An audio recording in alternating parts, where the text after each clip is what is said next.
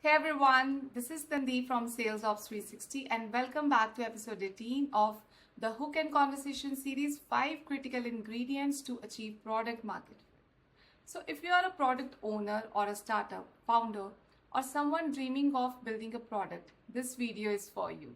Because no matter how passionate you are about your idea, if your product doesn't have a product market fit, then it's definitely going to struggle. So, before I move on, let's understand what is product market fit. Simply put, it's when your product solves a real problem for a well defined audience, and those people actually use it, love it, and are willing to pay for it. When you hit the PMF, your growth becomes organic, users start referring it to others, the usage goes up, churn rates goes down, and it's the turning point every product builder wants. So let's break down the 5 most critical ingredients you need to get there. Let's hop on. So the ingredient one is deep customer understanding. I know so many businesses or organizations where it took months, several months, more than 15 months, when they figured out that this is what their ICP looks like. And it's totally worth it. It's totally fine if you spend a lot of time in defining and reaching out to your target audience, because ultimately your journey, your product's journey is going to start from there. So make sure you have a deep understanding of who your customers are and what are they struggling with. This goes way beyond demographic data. You need to understand your users' daily frustrations, workflows, and priorities. For instance, let's say you are building a task management tool. Saying it's for startups is too broad. Instead, say it is for operations managers at early stage SaaS companies who are overwhelmed with onboarding new employees and managing their daily workflows.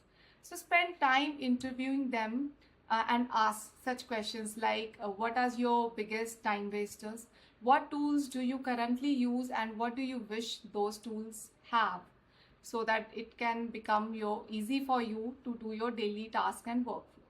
So when you understand your users deeply, your PMF becomes a lot more attainable. Let's move on to the ingredient 2. So the ingredient 2 here is a must-have product, not a nice-to-have. Now what does this mean? Here's the harsh truth. People don't buy nice-to-have products. They buy tools that either save them a lot of time or make them money or remove pain they can't ignore. So you need to build something that solves an actual problem of a user or a burning problem, I would say. So a great way to measure this is ask your users, if this product no longer existed, how would you feel? If 40% or more say very disappointed, you are on track toward PMF. Example, Slack didn't just help teams chat, it solved the pain of scattered communications across emails, tools, and documents. And that's a must have. This is what everyone looks for these days. And this is something that you should focus on during your PMF journey.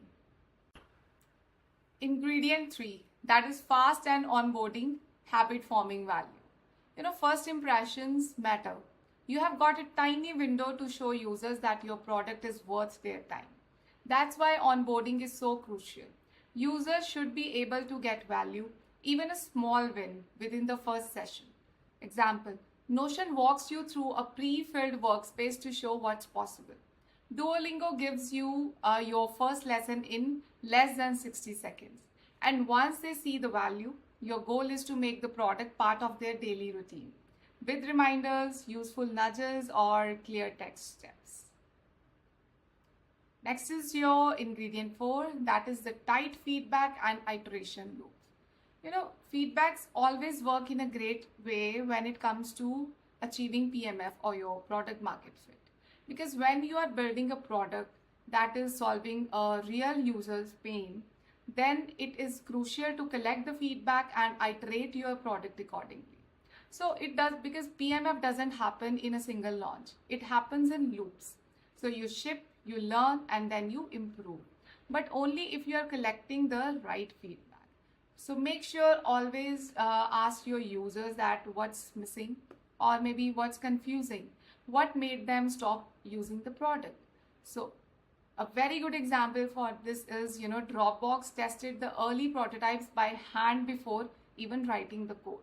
They showed users a demo video and you used the feedback to guide their next steps. Hence, keep your feedback loop alive. Always talk, build, ship, measure, and repeat.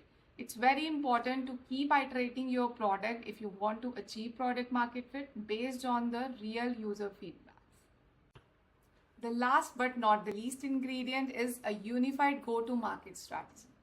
A lot of companies get this part wrong because marketing says one thing, sales says another, and the product says something else. That confuses the customers. Everyone from the marketing, sales, product to support should be telling the same story about what your product is all about, who it is for, and why it matters. For instance, if your product helps reduce manual workflow by 70%, then your website, demo calls, onboarding flow, and help documents all need to reinforce the same benefit clearly. When your messaging is aligned, customers understand your value faster and trust builds faster too. And this is what actually helps you to achieve your PMF effectively. Based on the 5 ingredients, here's the key takeaway for you. Product market fit is not an event, it's a journey. So when you focus on truly knowing your users, building something they need, making it easy and rewarding to use, learning and improving constantly, and aligning your entire team behind one clear message, you give your product the best possible chance to succeed. If you are unsure whether you are close to your PMF or you want help building toward it, feel free to reach out to me at tandeep@salesops360.com, or you can simply DM me or drop a comment below. Let's build smarter and stay future forward. Stay tuned for next episode, that is GTM strategy versus marketing strategy. Know the difference.